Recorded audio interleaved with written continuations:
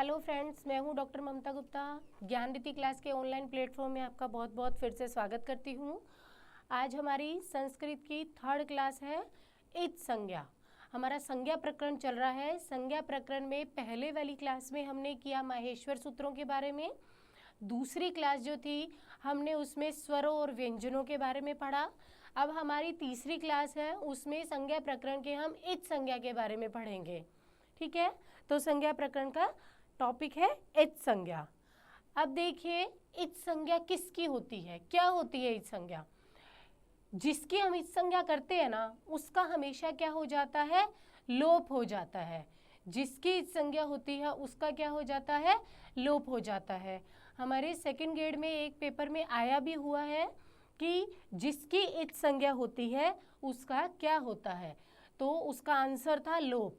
ठीक है, संस्कृत में क्वेश्चन था यस्य इच संज्ञा भवति तस्य किम भवति। ठीक है, तो जिसकी इच संज्ञा होती है उसका क्या होता है, उसका क्या होता है, उसका लोप हो जाता है। ठीक है, उसका क्या हो जाता है, लोप। ध्यान रखना है आपको, जिसकी भी इच संज्ञा करेंगे उसका क्या हो जाएगा, लोप हो जाएगा।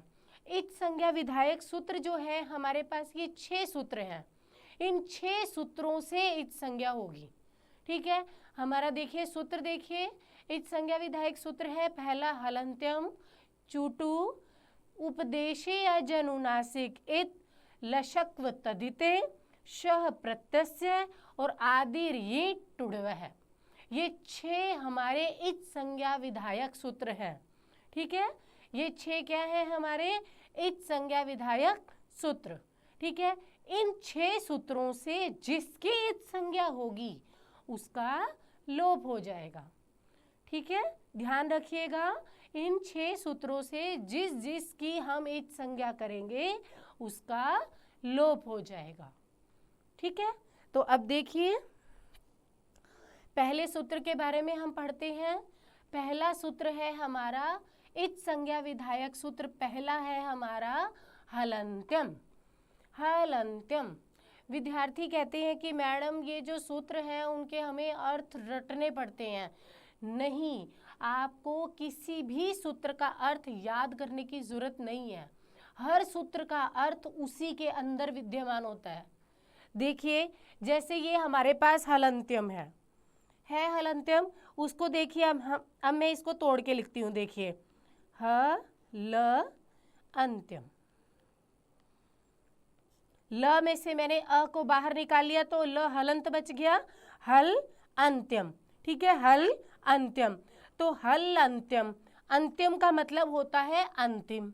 अंतम, अंत्यम का मतलब क्या हो जाता है, अंतिम। अंतिम हल की, अंतिम हल की इच संज्ञा होती है। क्या हो जाएगा, अंतिम हल की इच संज्ञा होती है। ठीक है, अर्थ देखिए हलंत्यम का अपने आप बन गया ना, अंतिम हल की, अंतिम हल, अंतिम हल की इच संज्ञा होती है। अंतिम हल जो, जैसे मैंने आपको 14 महेश्वर सूत्र बताए थे, उन 14 महेश्वर सूत्रों में जो अंतिम वर्ण थे वो 14 इच संज्ञक वर्ण थे, बताया था उसमें। 14 महेश्वर सूत्रों में 14 ही इच संज्ञक वर्ण भी थे, है ना। जैसे उसमें हमने प्रत्याहार बनाए थे, अण प्रत्याहार है, तो ये ण जो है ये क्या है, इच संज्ञक। ये क्या है, इच संज्ञक। क्यों है, क्योंकि ये अंतिम हल है। क्या है, ये अंतिम हल है। जो अंतिम हल होगा उसकी इच संज्ञा होगी। जो अंतिम हल होगा उसकी क्या हो जाएगी, इच संज्ञा हो जाएगी। ठीक है, तो ये चीज आपको ध्यान रखनी है। और जिसकी इच संज्ञा होती है उसका हमेशा क्या हो जाता है, उसका हमेशा लोप हो जाता है। ठीक है, अब देखिए, अब आप कहेंगे कि मैम आपने इसमें लिखा हुआ उपदेशावस्था में स्थित अंतिम वर्ण की इच संज्ञा, वर्ण की जगह पर आप हल कर लीजिए। क्योंकि वर्ण जो है, मैंने आपको बताया था, वर्ण जो होता है, वर्ण जो होता है वो स्वर और व्यंजनों का मेल होता है, और ये अंतिम हल की इच संज्ञा कर रहा है। ठीक है, तो वर्ण की जगह पर आप हल कर लीजिएगा। अंतिम हल की इत् संज्ञा। अब ये आपको एक शब्द दे रखा है, उपदेशावस्था में स्थित। उपदेशावस्था, उपदेशावस्था यानी उपदेश वाली अवस्था। अब प्रश्न उठता है कि उपदेश क्या होता है? उपदेश क्या होता है? आद्योच्चारणम। उपदेश क्या होता है? आद्यो उच्चारणम।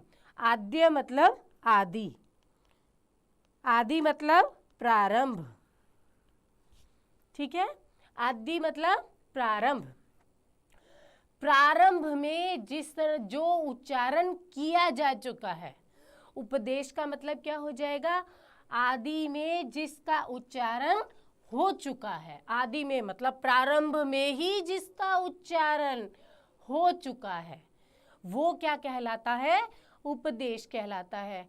अब बात आती है प्रारंभ में ही। प्रारंभ में ही मतलब ये हो गया कि हमारी व्याकरण शास्त्र जब बना था, हमारा व्याकरण शास्त्र बना था पाणिनि, कात्यायन और पतंजलि ने, ये कहलाते हैं त्रिमुनि। क्या कहलाते हैं? त्रिमुनि, ठीक है।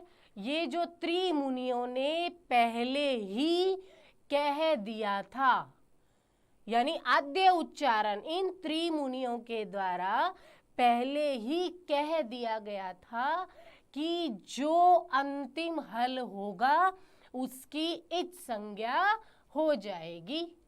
जो अंतिम हल होगा उसकी इत् संज्ञा हो जाएगी, ठीक है। तो अंतिम हल की इत् संज्ञा हो जाएगी, ये किसने कह दिया था? प्रारंभ में ही कह दिया गया था। प्रारंभ में ही किसने कह दिया था? त्रिमुनियों ने। त्रिमुनि कौन थे? पाणिनि ने, कात्यायन और पतंजलि। पाणिनि जो थे उन्होंने हमारा सबसे पहला व्याकरण शास्त्रीय ग्रंथ लिखा था अष्टाध्यायी।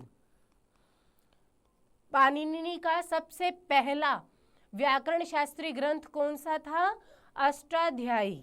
फिर उसके बाद कात्यायन जो थे, इनका समय इन्होंने लिखे थे वार्तिक। कात्यायन ने क्या लिख दिए थे? वार्तिक। वही पतंजलि जो थे उन्होंने क्या लिख दिया था? महाभाष्य। पतंजलि ने क्या लिख दिया था? महाभाष्य। तो पाणिनि ने अष्टाध्यायी ग्रंथ लिखा, कात्यायन ने उन पर वार्तिक लिख दिए, तो पतंजलि ने उसका महाभाष्य लिख दिया, ठीक है।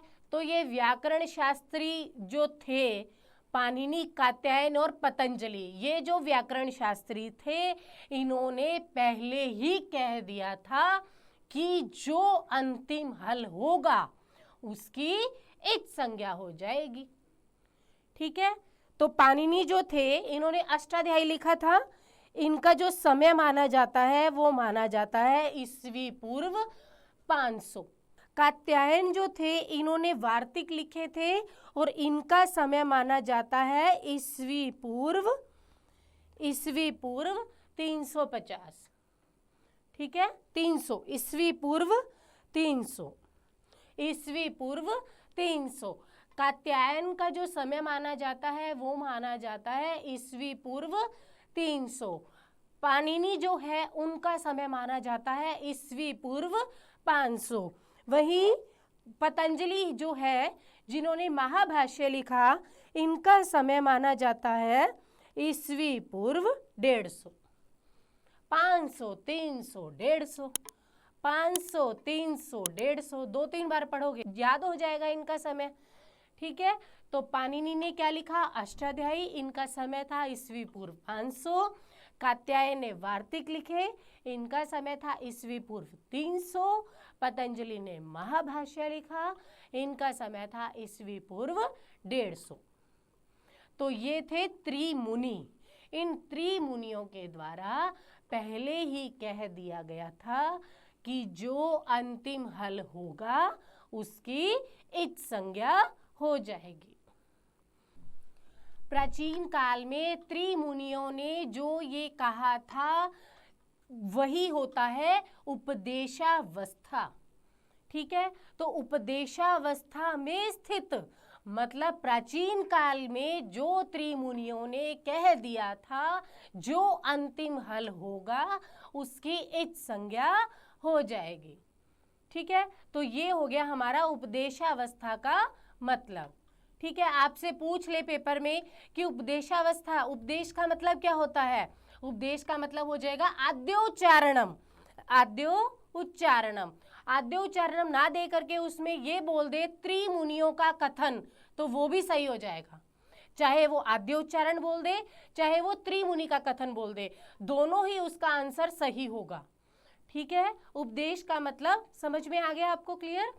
तो आपको नीचे लाइन लिखी है, पाणिनि, कात्यायन और पतंजलि के द्वारा जिसका प्रथम उच्चारण किया गया, मतलब जिसके पाणिनि, कात्यायन और पतंजलि ने जो पहले ही कह दिया था कि जो अंतिम हल होगा उसकी इच संज्ञा हो जाएगी।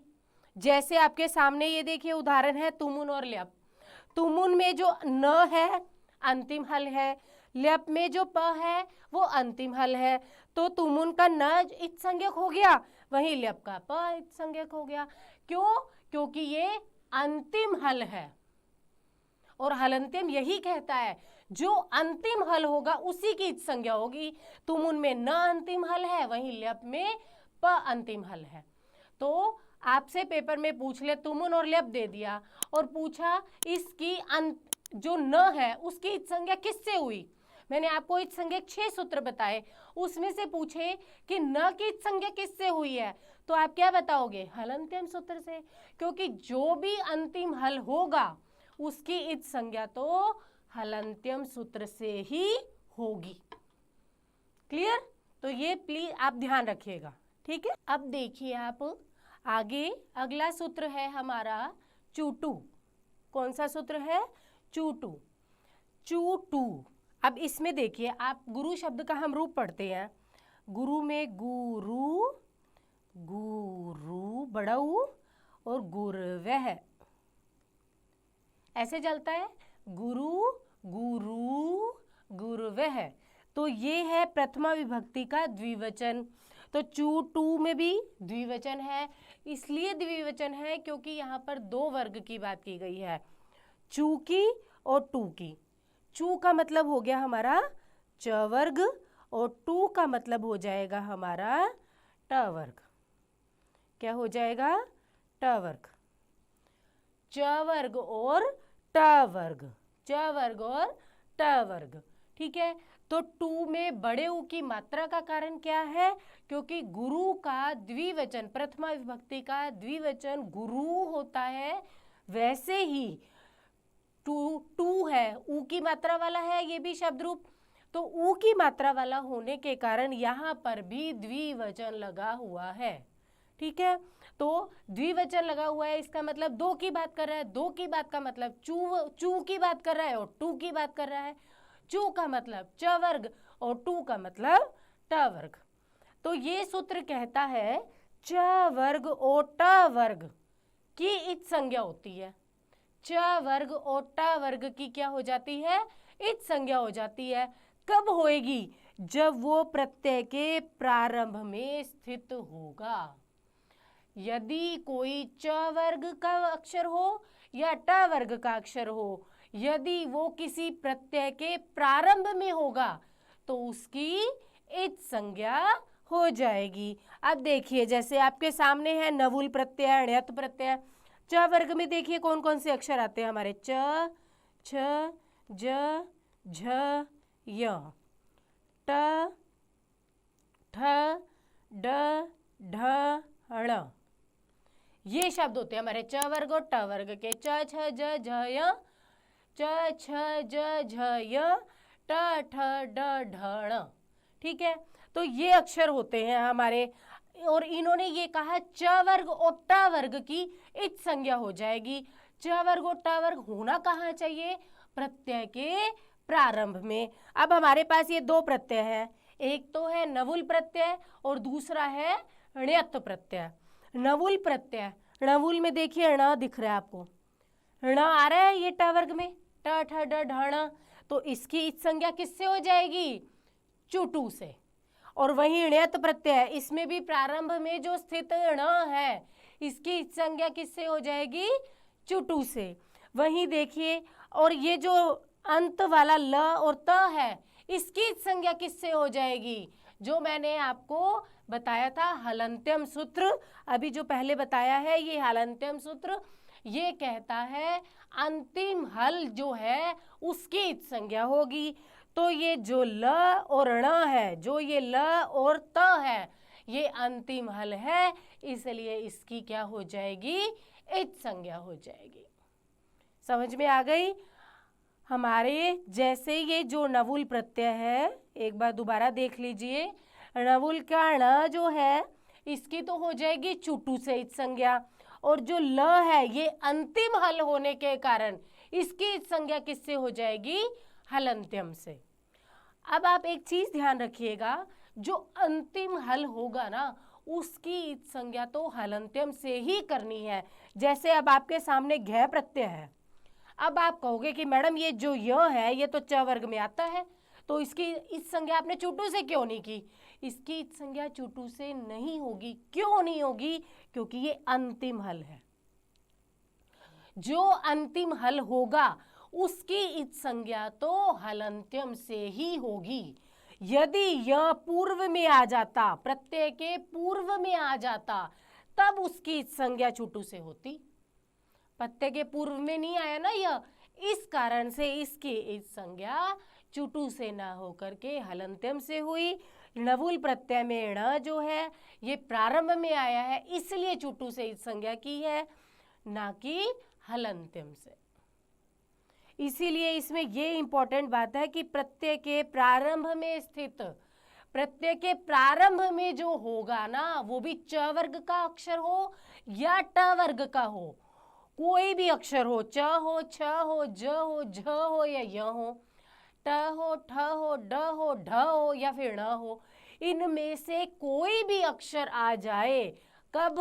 प्रत्यय के प्रारंभ में, तो उसकी इच संज्ञा तो हमें चुटू से ही करनी होगी। ठीक है, तो चुटू सूत्र ने क्या कहा? प्रत्यय के प्रारंभ में यदि च वर्ग का कोई अक्षर आ जाए या फिर ट वर्ग का कोई अक्षर आ जाए तो उसकी इच संज्ञा चुटू सूत्र से हो जाएगी। और जिसकी इच संज्ञा होती है उसका हमेशा क्या हो जाता है? लोप हो जाता है। ये मैंने आपको बता ही दिया कि जिसकी भी इच संज्ञा हो जाएगी उसका तस्य लोपे से लोप हो जाता है। ठीक है, उसका क्या हो जाता है? लोप हो जाता है। तो णवुल और ण्यत प्रत्यय जो है हमारे पास, ये देखिए, जैसे ये णवुल में ण की तो चुटू से इच संज्ञा कर दी, तो इच संज्ञा की तो उसका लोप हो गया।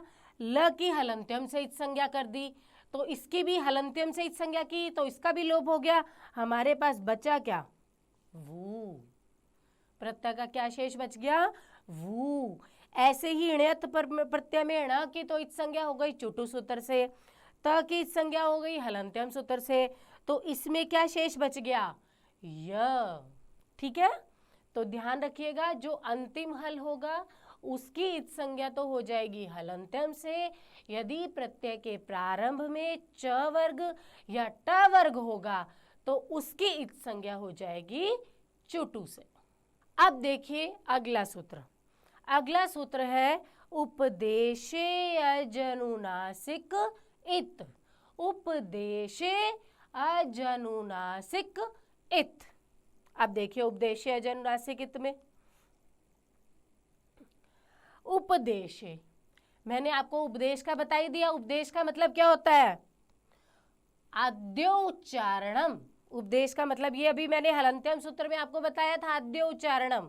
उपदेश का मतलब क्या हो गया? आद्यो उच्चारणम, यानी कि आदि में जिसने उच्चारण कर दिया था। आदि में यानी प्रारंभ में, प्रारंभ में जिसका उच्चारण कर दिया गया था। प्रारंभ में किसने उच्चारण कर दिया था?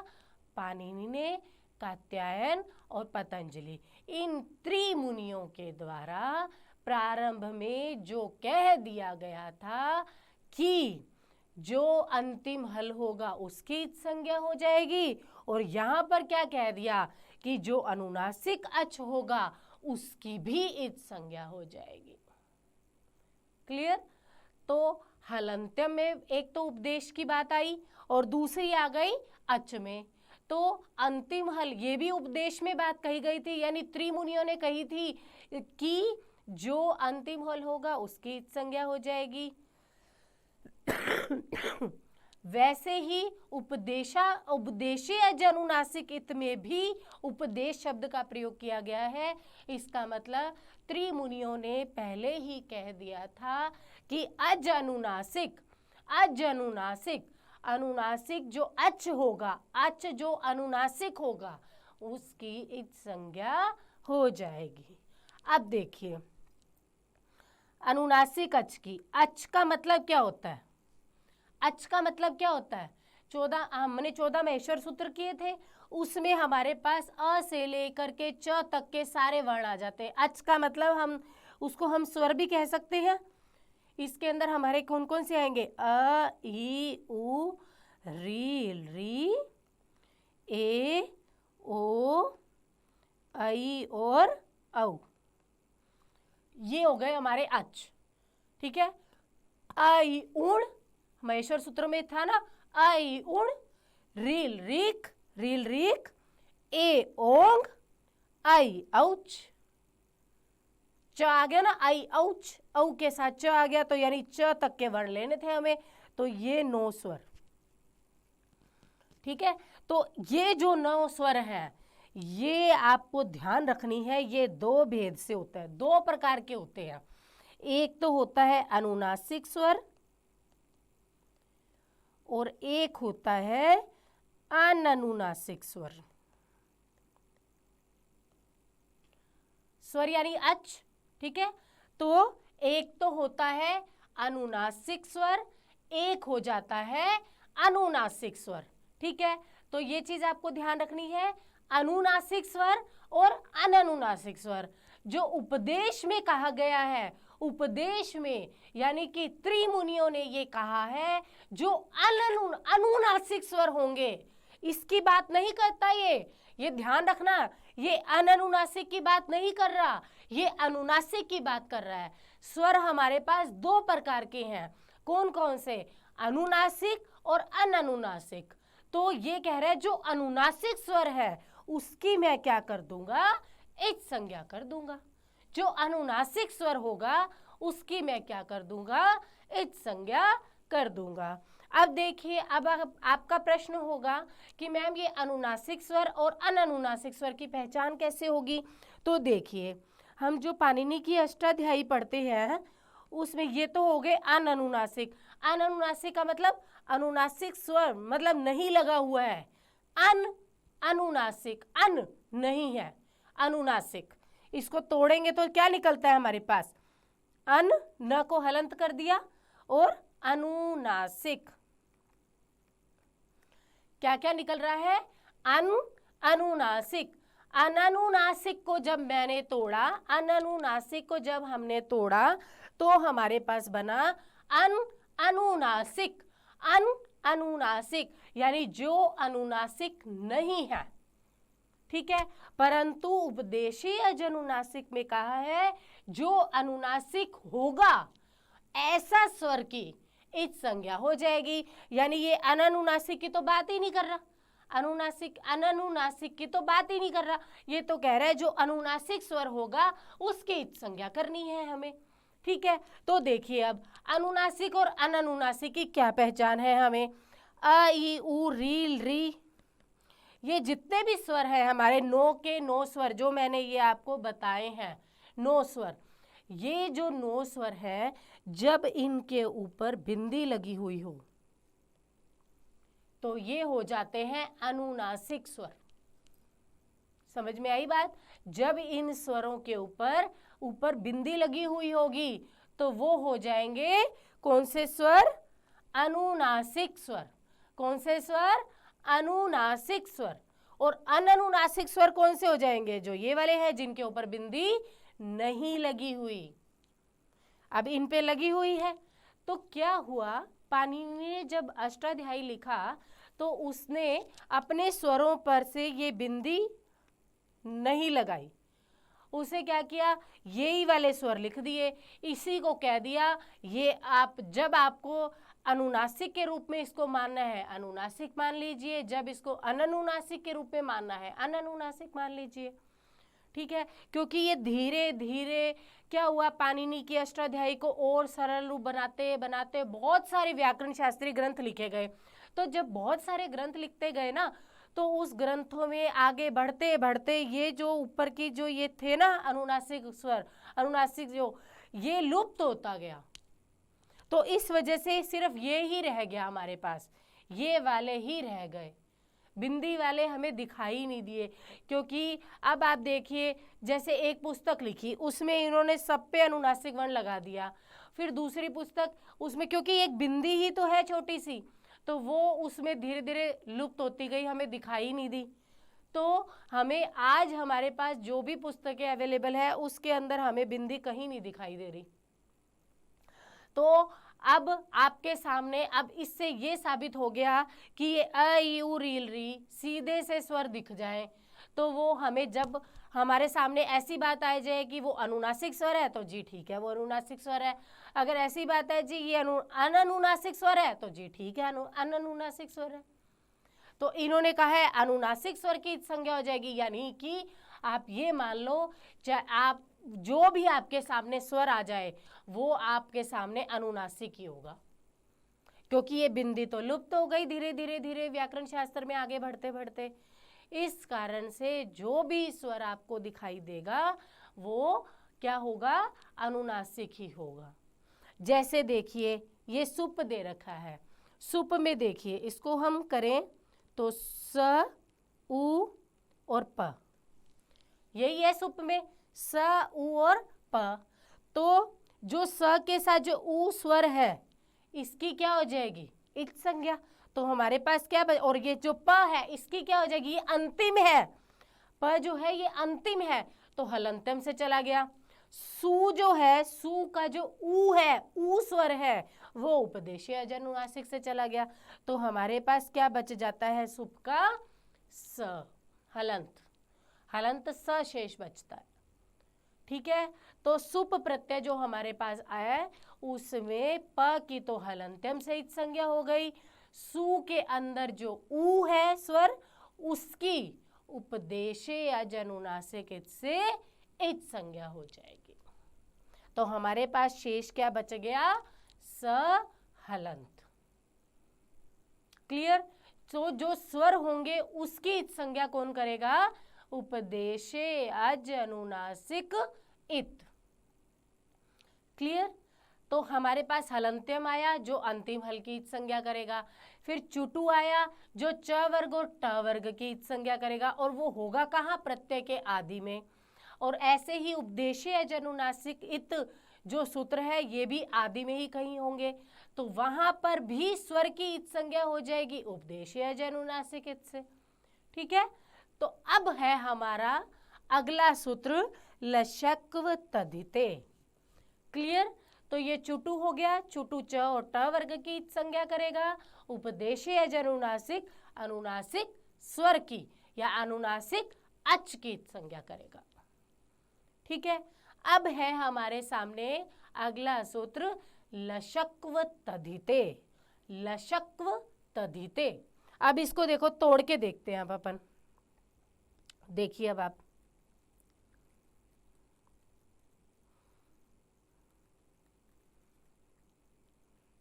देखिए ये है लशक्व तद्धिते, इसको तोड़ा तो ल निकल गया, श निकल गया, क्व संधि बन रही है यण संधि, व को ऊ, जब हम संधियां करेंगे तो वो आपको क्लियर हो जाएगा कि व को उसमें क्या होता है, ऊ होता है, तो क्व का बन जाएगा ऊ।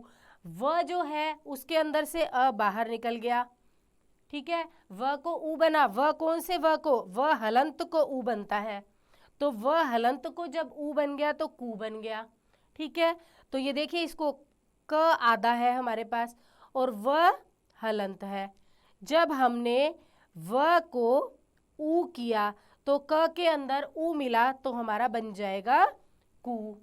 ठीक है, तो ल श और कू, व के अंदर से अ बाहर निकल गया क्योंकि व हलंत को ऊ किया है इसने, तो व में से अ बाहर निकल गया। अ के बाद हमारे पास है अतद्धिते। ल श कु और अतद्धिते, यानी कि ल की, श की और कु का मतलब क्या हो जाएगा? क वर्ग। जैसे चू और टू में चू का मतलब च वर्ग, टू का मतलब ट वर्ग था, वैसे ही कु का मतलब हो जाएगा क वर्ग। क वर्ग का मतलब हो जाएगा क, ख, ग, घ और ड़। क, ख, ग, घ, ड़, ये जो पांच वर्ण हैं, क, ख, ग, घ और ड़ और ल और श, यानी हमारे पास क्या क्या शब्द आ गए? एक तो ल, एक श, क, ख, ग, घ और ड़, ये शब्द हमारे पास आ गए। ल, श, क, ख, ग, घ, ड़। जब ये अतद्धित होंगे, अब आप प्रश्न पूछोगे मैडम अतद्धित का मतलब क्या है? हमारे जो प्रत्यय होते हैं ना, वो दो प्रकार के होते हैं। कौन कौन से होते हैं? एक तो होता है, इसको मैं रफ कर देती हूँ, यहाँ से देखिए आप, प्रत्यय दो होते हैं। एक तो होता है कृदंत प्रत्यय और एक होता है तद्धित प्रत्यय। एक होता है कृदंत और एक होता है तद्धित। कृदंत प्रत्यय जो धातु के अंत में लगे और तद्धित प्रत्यय जो शब्द के अंत में लगे। कृदंत प्रत्यय कौन से हो जाएंगे? जो धातु के अंत में लगेंगे, और तद्धित प्रत्यय वो हो जाएंगे जो शब्द के अंत में लगते हैं। तो ये कह रहा है ल, श और क वर्ग की इच संज्ञा हो जाएगी, पर होगी कब? अतद्धिते, यानी कि तद्धित प्रत्यय में नहीं होगी। मतलब नहीं होगी, तद्धित प्रत्यय में नहीं होगी, मतलब कृदंत प्रत्यय में ही होगी, यानी कि जिसके अंत में धातु होगी, ऐसे प्रत्ययों में ही लगेगी। क्लियर? तो ल, श और क वर्ग की इच संज्ञा हो जाएगी कृदंत प्रत्यय में, ना कि तद्धित प्रत्यय में। ठीक है? तो ये ल्यप, ल्युट, क्षत्री, शानच, घै और कत्वा ये प्रत्यय दे रखे, ये सब धातु के साथ लगते हैं, ये सब कृदंत प्रत्यय। जो हमारे तद्धित प्रत्यय होंगे, जो शब्दों के साथ लगेंगे, अभी मैं प्रत्यय वाला जब टॉपिक आपको करवाऊंगी तो वहां पर आपको एक एक चीज बताई जाएगी सॉरी, वहां पर एक एक चीज बताई जाएगी वहां पर आपको एक एक चीज बताई जाएगी कि कृदंत प्रत्यय कौन से होते हैं, तद्धित प्रत्यय कौन से होते हैं, कृदंत प्रत्यय को कैसे प्रयोग में लिया जाता है, तद्धित प्रत्यय को कैसे प्रयोग में लेते हैं। ठीक है? कृदंत और तद्धित प्रत्यय को डिटेल से समझाऊंगी मैं। आपके सामने कोई भी शब्द आ जाए, आप तुरंत पहचान लोगे ये तो कृदंत प्रत्यय का शब्द है, ये तो तद्धित प्रत्यय का शब्द है। इस तरीके से आपको ट्रिक के साथ प्रत्यय वाला टॉपिक मैं आपको करवाऊंगी, आपको बहुत आसान हो जाएगा। प्रत्यय तो आपको ऐसा लगेगा कि ये उंगलियों का खेल है। ठीक है? तो इसलिए वहां पर मैं आपको इसको और अच्छे से क्लियर कर दूंगी। तो बस आप अभी यहाँ पर इतना ध्यान रखिए, जो धातु के अंत में लगेंगे वो कृदंत प्रत्यय, जो शब्द के अंत में लगेंगे वो तद्धित प्रत्यय होते हैं। ठीक है? और ये कह रहा है ल, श और क वर्ग की संज्ञा होगी कहाँ पर? जहां पर कृदंत प्रत्यय लगा हुआ होगा। ठीक है? तो अब ये देखिए आपके सामने ल्यप प्रत्यय है। ल्यप में जो प है उसकी तो इस संज्ञा हलंत्यम से, क्योंकि अंतिम हल है, और ये ल जो है इसकी लशक्व तद्धिते से हो जाएगी। ठीक है?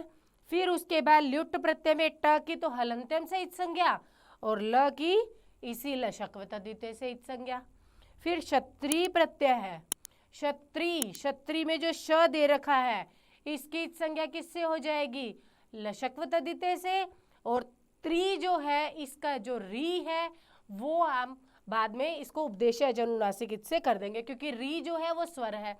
स्वरों की इच संज्ञा वाला हमारे पास अभी तक एक ही सूत्र आया है, उपदेशे अनुनासिक इत।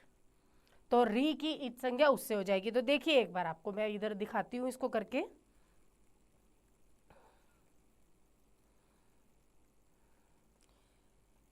ये देखिए, अब आप देखिए, ल्यप है, प की तो मैंने हलंत्यम से इच संज्ञा कर दी और ल की लशक्व तद्धिते से इच संज्ञा कर दी, तो बच गया क्या? य। ल्युट प्रत्यय है, ट की तो मैंने हलंत्यम से इच संज्ञा कर दी, ल की हमने कर दी लशक्व तद्धिते से। यह क्या बच गया इधर शेष? यू। क्षत्रिय प्रत्यय में श, अब ये श जो है ये हलंत की होती है, ये ल और श जो है ना ये हलंत वाले होंगे, ये ध्यान रखना, ठीक है। तो ये श जो है हलंत वाले की इच संज्ञा होगी, तो श में से अ बाहर निकल गया।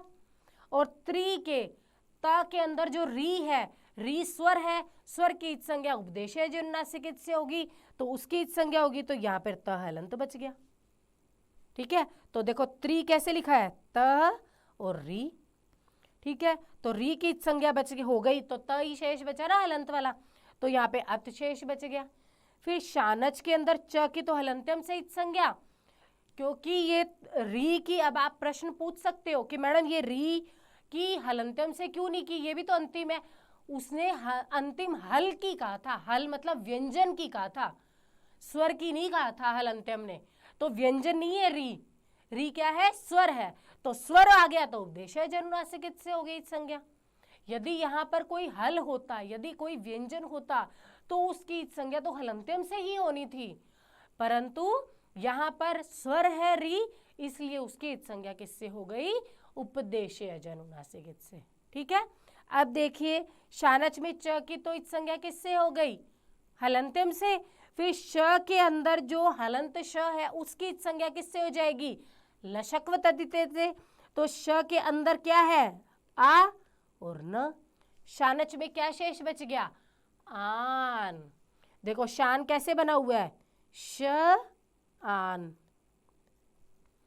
शान बना हुआ ना, तो श की तो लशक्व तद्धिते से संज्ञा कर दी, तो हमारे पास शेष क्या बच गया, आन, ठीक है। फिर घय प्रत्यय है। अब घय प्रत्यय में देखिए, घय प्रत्यय में देखिए य की तो इच संज्ञा किससे कर दी हमने, हलंत्यम से, और घ जो है, घ हलंत की, ये जितने भी दे रखे हैं ना ल श और क वर्ग, ये सब हलंत वाले ही होंगे, उन्हीं की इच संज्ञा होगी, ये चीज आपको याद रखनी है। तो घ कैसे बना हुआ है, घ और अ से, तो घ की इच संज्ञा हो गई किससे, लशक्व तद्धिते से। क्यों, क्योंकि घ किस में आ रहा है, क वर्ग में, क ख ग घ, ये क वर्ग की भी करता है ना इच संज्ञा, तो इस कारण से घ की इच संज्ञा भी लशक्व तद्धिते से हो गई, तो घ प्रत्यय में क्या शेष बच गया, अ, ठीक है। फिर कत्वा, त्वा प्रत्यय में क जो है हलंत है, इसकी इच संज्ञा किससे हो जाएगी, क वर्ग है, क जो है वो क वर्ग का है, तो लशक्व तद्धिते से क की भी क्या हो गई, इच संज्ञा। तो हमारे पास इसमें क्या शेष बच गया, त्वा, क्या शेष बच गया, त्वा, ठीक है। तो ये सब जितने भी प्रत्यय आपके सामने हैं, ये सब धातु के अंत में लगते हैं, ये सब कृदंत प्रत्यय हैं। जब हम प्रत्यय करेंगे तो इनको धातु के साथ लगा करके सारा मैं आपको समझाऊंगी वहां पे, तो ये ध्यान रखिएगा, ये सब क्या है, कृदंत प्रत्यय है। तो कृदंत प्रत्यय है, इन्होंने कहा है कि जो कृदंत प्रत्यय होंगे उसके ल की, श की और क वर्ग की इत संज्ञा लशक्व तद्धिते से हो जाएगी। ल भी हलंत होगा, श भी हलंत होगा और क वर्ग के सभी अक्षर भी हलंत वाले होंगे, उनकी इच संज्ञा करेगा। ये पूरे की नहीं करता स्वर के समय, जैसे घ है ये पूरे की घ की नहीं करेगा, हलंत घ की करेगा। तो हमारे पास क्या शेष बच गया, अशेष बच जाता है, क्लियर। तो हमारा चुटू ने च वर्ग और ट वर्ग की इच संज्ञा कर दी, उपदेशय अनुनासिक इच ने अच की इच संज्ञा कर दी, स्वर की इच संज्ञा कर दी, वहीं लशक्व तद्धिते ने कृदंत प्रत्ययों के ल, श और क वर्ग की इच संज्ञा कर दी, क्लियर। अब देखिए नेक्स्ट,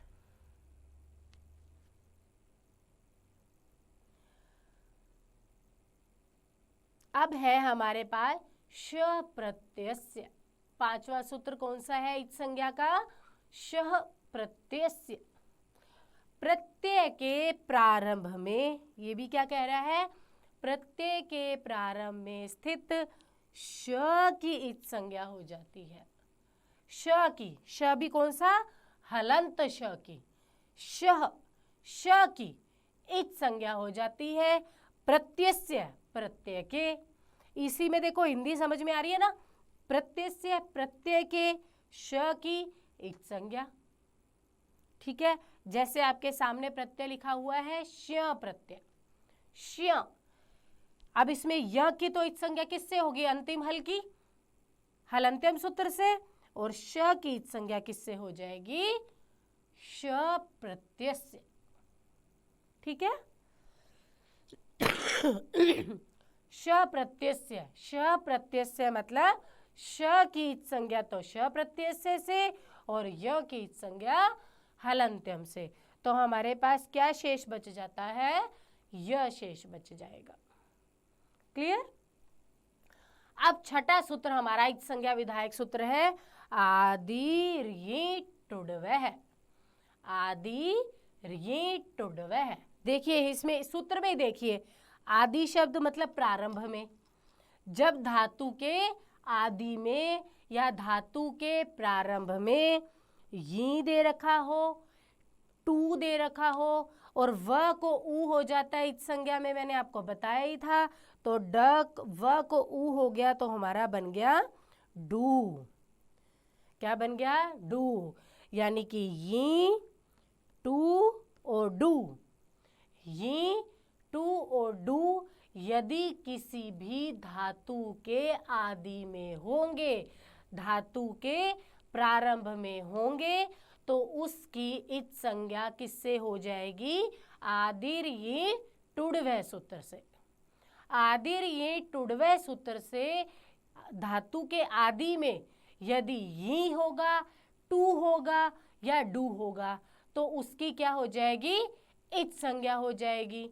और इच संज्ञा जिसकी हो जाती है उसका क्या हो जाता है, लोप हो जाता है। ठीक है, आदि ये टुड का लो इच की इच संज्ञा, इसको सही कर लीजिएगा यहाँ पर,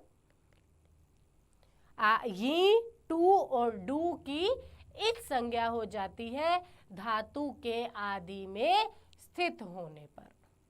ठीक है, तो देखिए जैसे डुकरीय धातु है हमारी, इसमें य की इच संज्ञा तो वही हलंत्यम से हो जाएगी और डू की इच संज्ञा किससे हो जाएगी, धातु के आदि में डू है तो ये टू और डू इन तीनों की इच संज्ञा किससे होती है, आदिर ये टुडवः। तो डू की इच संज्ञा किससे हो जाएगी, आदिर ये टुडवः। तो हमारे पास क्या शेष बच गया, क्री।